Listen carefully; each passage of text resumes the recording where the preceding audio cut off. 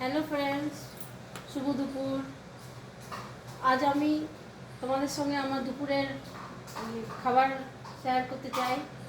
কি কি বানিয়েছি দেখো। প্রথমত দেখাই, দেখো ভাত বানিয়েছি, এটা হলো ভাত। তারপরে দেখো রুটি, তারপরে দেখো মিক্স ডাল বানিয়েছি। 3 রকমের ডাল আছে এতে। জিরে, কালো জিরে, শুকনো লঙ্কা, হিং দিয়ে ফোড়ন লাগিয়েছি। আর তারপরে করেছি পনির কোফতা। পনিরের মধ্যে তো মশলা আছে, এটা রেসিপি আমার দেওয়া আছে, তোমরা দেখে নিও।